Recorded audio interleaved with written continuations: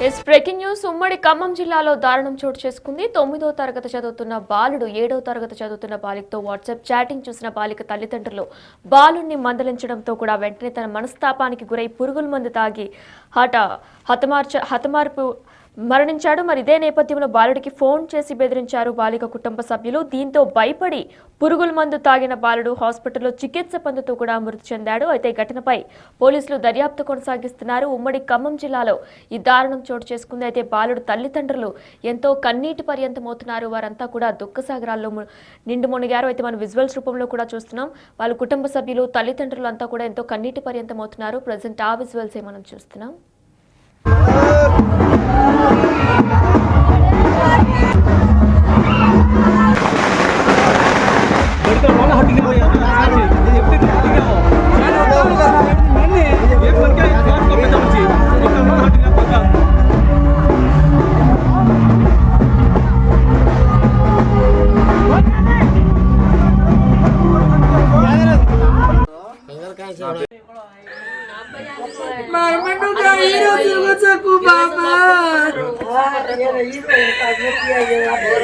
काय करू केलं सड असं काय आलोचना पेडतोना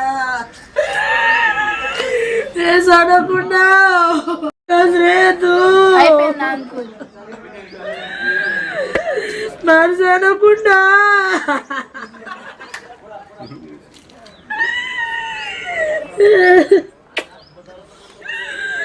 काय अंदंगा निघलो काय तू आणि पुढा त्यांना जाऊन गेलो ग मामानं आणि पुढा त्यांना जायचं कडे केलं कोणी भाऊ माणसानं कुठं काय म्हटलं काय बापू खूप बोलू रे चल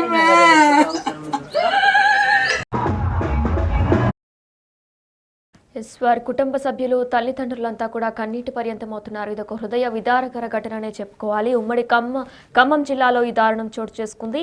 బాలుడు ప్రాణం తీసిన వాట్సాప్ చాటింగ్. అయితే చంచుపల్లి తాండాకు చెందిన 9వ తరగతి బాలుడు 7వ తరగతి బాలికతో వాట్సాప్ చాటింగ్ చూసి చాటింగ్ ని మొత్తం కూడా బాలిక తల్లిదండ్రులు గమనించి బాలుడిని మందలించడంతోనే తన మనస్తాపానికి గురై పురుగుల మందు తాగి కూడా మృతి చెందాడు. ఇక ఇదే నేపథ్యంలో కుటుంబ సభ్యులు తల్లిదండ్రులంతా కూడా కన్నీటి పర్యంతమవుతున్నారు. అయితే ఈ నేపథ్యంలోనే చనిపోయిన బాలుడు మేనమామ కూడా మాట్లాడారు మీడియాతో. దీంతో పాటు పోలీసులు కూడా మాట్లాడారు. అదొకసారి ఇప్పుడు చూద్దాం. నా పేరు భానోత్ బాలాజీ, మాది చుంచుపల్లి తండా, కొత్తగూడెం జిల్లా. మనోజ్ కుమార్ నా మేనోడు అవుతాడు. పక్కన కూర్చున్నది తండ్రి బదావత్ రమేష్. అయితే 9వ తరగతి చదువుతున్న మనోజ్ కుమార్ అదే తండాకు చెందిన ముఖ్య పల్లవి ఒకే ఆటోలో రోజు స్కూల్కి వెళ్తూ వస్తూ చాలా కలివిడిగా ఉన్నారు.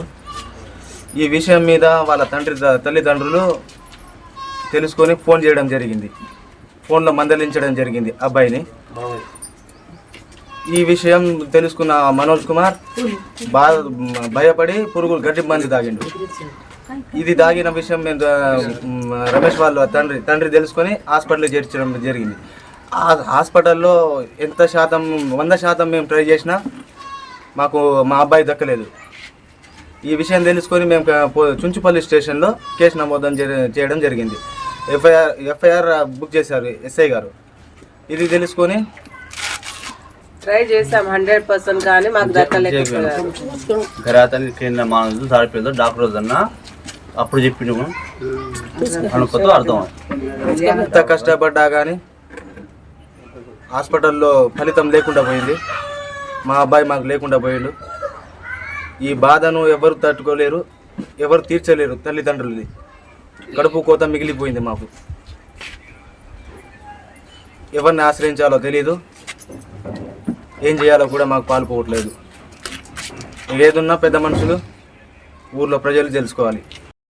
నేను ఎం రవికుమార్ ఎస్హెచ్ఓ చుంచుపల్లిగా డ్యూటీ చేస్తున్నాను. నిన్న సోమవారం ఉదయం 11 గంటలకు ఒక కంప్లైంట్ వచ్చింది. ఆ కంప్లైంట్లో ఏముందని చూడగా శనివారం నైటు తన కొడుకు వాంతులు చేసుకుండగా ఆ వాంతుల దగ్గరికి మేము వెళ్ళి చూడగా మా కొడుకుని చూడగా అక్కడ వాసన వస్తుంది. ఏమిరా ఈ వాసన అని అడగగా నేను పురుగులు తాగినానని చెప్పినాడు. అసలు ఎందుకు తాగినవరా అని అడగగా నేను ఒక అమ్మాయితో చాట్ చేస్తుండగా వాళ్ళ తల్లిదండ్రులు చూశారు. వెంటనే నా నెంబర్కి కాల్ చేసి మా అమ్మాయితో ఎందుకు చాట్ చేస్తున్నావు అని గట్టిగా మాట్లాడి బెదిరించడం వలన నేను మనస్తాపానికి గురయ్యి నాకేం చేయాలో తోచక ఇంట్లో ఉన్న గడ్డి మందు తాగినానని చెప్పినాడు. మేము భయపడి వెంటనే కొత్తగూడెం గవర్నమెంట్ హాస్పిటల్కి షిఫ్ట్ చేసినాము. అక్కడ ఆరోగ్య పరిస్థితి విషమంగా ఉందని డాక్టర్లు చెప్పడంతో మేము వెంటనే ఖమ్మం కిమ్స్ ఆసుపత్రికి తీసుకెళ్ళినాము. ఆదివారం నైట్ 9:30 చనిపోయినాడు. ఈ విషయాన్ని మేము నైట్ కావడం వలన పోలీసులకి ఇన్ఫర్మేషన్ ఇవ్వలేదు. ఇప్పుడు వచ్చి కంప్లైంట్ చేస్తున్నాము. కావున మా పిటిషన్పై న్యాయం చేసి విచారణ చేసి న్యాయం చేయగలని కోరుచున్నాము. రైట్, ఇక ఇదే అంశంపై మరింత సమాచారం మా ప్రతినిధి భాస్కర్ లైవ్ లో అందిస్తారు. భాస్కర్, అయితే బాలిక తల్లిదండ్రులు మందలించారనే మనస్తాపానికి గురై బాలుడు తన తనువు చాలించాడు. కుటుంబ సభ్యులకి కడుపు కోతను మిగిల్చి వెళ్ళిపోయాడు. డీటెయిల్స్ ఏంటి?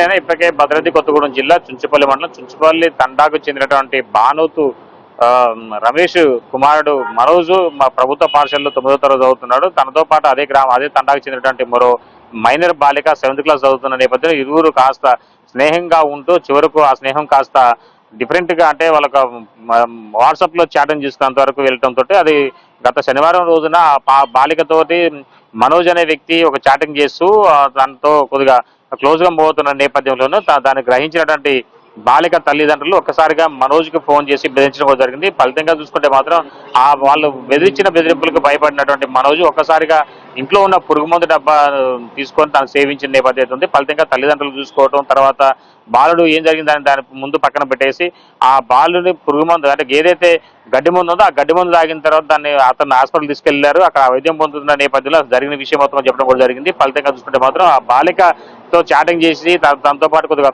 క్లోజ్ గా పోవటం వల్ల వాళ్ళ పేరెంట్స్ బెదిరించారనే ఒక చెప్పిన నేపథ్యంలోనూ తల్లిదండ్రులు కూడా ఒకసారిగా ఆందోళనకు గురైపోయిన నేపథ్యం అవుతుంది. ఫలితంగా ఈలోపు మనోజ్ పరిస్థితి కూడా విషాదకరమైన ఘటన చోటు చేసుకుంది. ఫలితంగా అతను ప్రాణాలు కూడా కోల్పోసిన పరిస్థితి ఎదురైంది. అయితే దీనికి సంబంధించి చాలా వరకు కూడా ప్రభుత్వ పాఠశాలలో కావచ్చు, చాలా వరకు కూడా పిల్లగాళ్ళు మొబైల్ కు ఆకర్షితులు కావడం వలన కూడా ఒక ఎదిగే కొడుకు ఒక్కసారిగా కన్నుబీయడంతో కూడా కడుపు కోత మిగిల్చిందని చెప్పుకోవచ్చు. ఒక విషయం తెలిసి తెలియని వయసులోని ప్రేమ వ్యవహారాలు లేదా ఇలాంటి మొబైల్ చాటింగ్లతోటి యువత మొత్తం కూడా ఖరాబ్ అయిపోతుందంటూ కూడా అక్కడ ఉన్న తండవాసులు కూడా కన్నురు మున్నురేసిన ఘటన అయితే ఉంది. మొత్తానికైతే ఒక బాలిక తల్లిదండ్రుల యొక్క బెదిరింపులకు ఒక్కసారిగా కలత చెందినటువంటి బాలుడు కూడా ఇద్దరు మైనర్లు కావడంతో కూడా ఈ యొక్క ఘటనకు సంబంధించి ఒక పోలీసులు కావచ్చు, మరో పేరెంట్స్ కావచ్చు, ఇరువురు వైపు వాళ్ళు తల్లిదండ్రులు కూడా ఒక ఈ ఘటనకు సంబంధించి తెలుసుకున్న తర్వాత ఒకసారి ఆందోళన వ్యక్తం అయిందనే పద్ధతి. ఎందుకంటే ఒకటే గ్రామం, ఇద్దరు కూడా ఒకటే గ్రామస్తులు, ఒకటే తండా చెందిన వాళ్ళు కనుక ఒకే సమాచారం చెందిన నేతలు కావడంతో కూడా బంధుత్వం ఉన్నా సరే చివరకు